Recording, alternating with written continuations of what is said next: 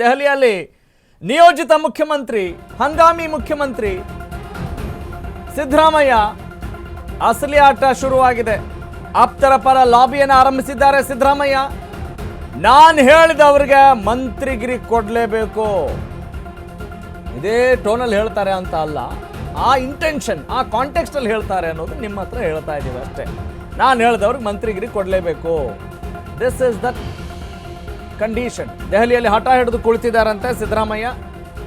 ಒಬ್ಬರಲ್ಲ ಇಬ್ಬರಲ್ಲ 5 ಹೆಸರನ್ನ ಸಿದ್ದರಾಮಯ್ಯ ಕೊಟ್ಟಿದ್ದಾರೆ.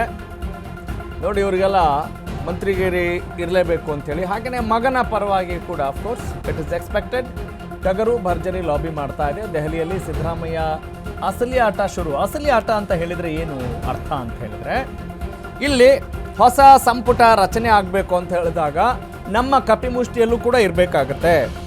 ಇಲ್ಲಿವರೆಗೂ ನಮಗೆ ಸಹಕಾರ ಕೊಟ್ಟಂಥ, ನನ್ನ ಪರವಾಗಿದ್ದಂಥ ಮತ್ತು ನನ್ನನ್ನು ಬೆಂಬಲಿಸಿದಂಥ, ನನ್ನ ಪರ ಬ್ಯಾಟ್ ಬೀಸಿದಂಥ ಯಾವ ಅತ್ಯಾಪ್ತರಿಗೂ ಕೂಡ ಮೋಸ ಆಗಬಾರ್ದು.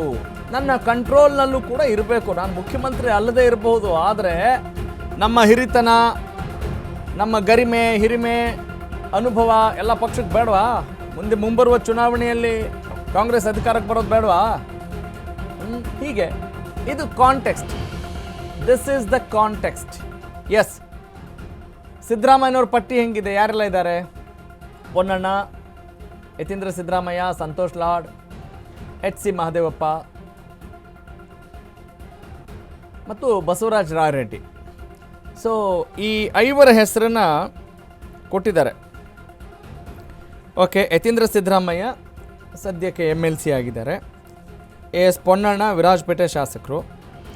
ಇನ್ನು ಸಂತೋಷ್ ಲಾಡ್ ಕಲಘಟಗಿ ಶಾಸಕರು, ಸದ್ಯಕ್ಕೆ ಕಾರ್ಮಿಕ ಸಚಿವರಾಗಿದ್ದಾರೆ.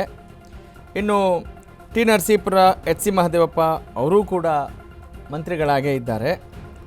ಸಮಾಜ ಕಲ್ಯಾಣ ಇಲಾಖೆಯ ಜವಾಬ್ದಾರಿಯನ್ನು ಅವ್ರು ನೋಡ್ಕೊಳ್ತಿದ್ದಾರೆ. ಇನ್ನು ಯಲಬುರ್ಗಾದ ಬಸವರಾಜ ರಾಯರೆಡ್ಡಿ ಆರ್ಥಿಕ ಸಲಹೆಗಾರರು ಕೂಡ ಹೌದು.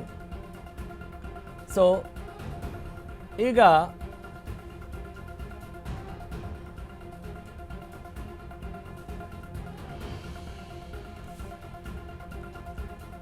ಓಕೆ, ಒಟ್ಟಿನಲ್ಲಿ ಹಠ ಹಿಡಿದಿದ್ದಾರೆ ಸಿದ್ದರಾಮಯ್ಯ. ಹೌದು, ಈಗ ಇನ್ನೂ 2 ವರ್ಷಗಳ ಕಾಲ ನಂದೇ ಅವಧಿ ಇತ್ತಲ್ವೇನ್ರಿ? 3 ವರ್ಷ ಸಿದ್ದರಾಮಯ್ಯನವರು ಆಡಳಿತ ಮಾಡಬೇಕು, 2 ವರ್ಷ DK ಶಿವಕುಮಾರ್ ಅವರು ಆಡಳಿತ ಮಾಡಬೇಕು ಅಂತ ಜನ ಏನಾದರೂ ಮ್ಯಾಂಡೇಟ್ ಕೊಟ್ಟಿದ್ರಾ? ಇಲ್ವಲ್ಲ. ಹಾಗೆ ಅಷ್ಟೇ ನಮ್ಮ ಕೆಲಸ. ಆದರೆ ಯಾರು ಮುಖ್ಯಮಂತ್ರಿ ಆಗಲಿ ಅನ್ನುವ ಆಶಯದಿಂದ, ಯಾರು ಮುಖ್ಯಮಂತ್ರಿ ಅಭ್ಯರ್ಥಿ ಅಂತ ನೀವು ಇಲ್ಲಿ ಘೋಷಣೆ ಮಾಡಿರ್ತೀರಿ ಮುಂಚಿತವಾಗಿ, DK ಶಿವಕುಮಾರ್ ಮತ್ತು ಸಿದ್ದರಾಮಯ್ಯ ಅವರ ಸಾರಥ್ಯದಲ್ಲಿ ಅಂತ ಹೋಗ್ತೀರಿ. ಹಂಗೆ ಬಂದರೆ ಹಾಗೆ, ಹಿಂಗೆ ಬಂದರೆ ಹಿಂಗೆ. ಒಕ್ಕಲಿಗರ ಓಟು ಮಿಸ್ ಆಗಬಾರ್ದು, ಈ ಕಡೆ ಅಹಿಂದ ಅಲ್ಪಸಂಖ್ಯಾತರು, ದಲಿತರ ಓಟು ಕೂಡ ಮಿಸ್ ಆಗಬಾರ್ದು. ಹೀಗೆ ಎಲ್ಲ ರೀತಿಯಲ್ಲಿ ಒಂದು ಸಾಲಿಡಿಫೈ ಆಗಿ ನಿಮ್ಮದೇ ಆದಂಥ ಒಂದು ಇಕ್ವೇಷನ್ನ ಇಟ್ಕೊಂಡು ಚುನಾವಣೆ ಪೂರ್ವದಲ್ಲಿ ಎಲೆಕ್ಷನ್ಗೆ ಹೋಗಿರ್ತೀರ, ವೋಟಿಂಗ್ ಮಾಡ್ವಿ ಅಂತ ಕೇಳಿರ್ತೀರ.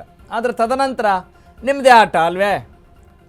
That is the point. ಈಗ ಸಿದ್ದರಾಮಯ್ಯನವರು, ಹೌದು, ನನ್ನ ಮೇಲೆ ಏನಾದರೂ ಕಳಂಕ ಇದೆಯಾ, ಭ್ರಷ್ಟಾಚಾರದ ಆರೋಪ ಇದೆಯಾ, ಸರ್ಕಾರ ಆಡಳಿತ ಚೆನ್ನಾಗಿ ನಡೆಸ್ತಾ ಇಲ್ವಾ, ಏನ್ರಿ ತಪ್ಪಿದೆ ಅಂತ ಕೇಳಿದರು ಸಿದ್ದರಾಮಯ್ಯನವರು ಅಲ್ವಾ? ಆದರೆ ಪಕ್ಷ ಅಧಿಕಾರಕ್ಕೆ ಬರಬೇಕಾದ್ರೆ ಯಾವ ರೀತಿ ಮಾತುಕತೆ ಆಗಿತ್ತು, ಆ ಒಂದು ಕಮಿಟ್ಮೆಂಟ್ ಮೇಲೆ, ಅವರ ಒಂದು ಒಳ ಒಪ್ಪಂದದ ಆಧಾರದ ಮೇಲೆ DK ಶಿವಕುಮಾರ್ ಅವರಿಗೆ ಮುಖ್ಯಮಂತ್ರಿ ಪಟ್ಟ ಬಿಟ್ಕೊಡ್ಬೇಕು ಅನ್ನುವ ಮಾತಿನ ಆಧಾರದ ಮೇಲೆ, ಷರತ್ತಿನ ಅನ್ವಯ ಅವರು ಮುಖ್ಯಮಂತ್ರಿ ಆಗ್ತಾ ಇದ್ದಾರೆ DK ಶಿವಕುಮಾರ್.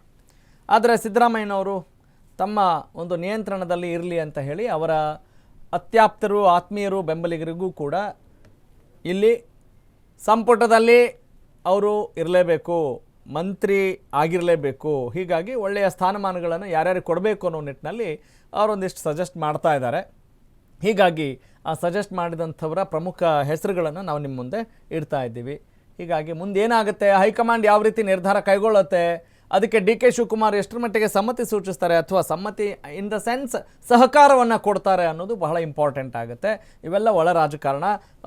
ಇಲ್ಲಿ ನೀವು ಆ ಬಣ ಈ ಬಣ ಅಂತೇನು ಹೇಳಲ್ಲ. ಮೈಕ್ ಹಿಡಿದ ತಕ್ಷಣ ಮಾಧ್ಯಮದ ಎದುರು ನಮ್ಮದೆಲ್ಲ ಕಾಂಗ್ರೆಸ್ ಒಂದೇ ಬಣ ಅಂತ ಹೇಳ್ತಾರೆ. ಮೇಲ್ನೋಟಕ್ಕೆ ಏನೇ ಇರಬಹುದು, ಒಟ್ಟಿನಲ್ಲಿ ಅವರ ಒಳ ರಾಜಕಾರಣ.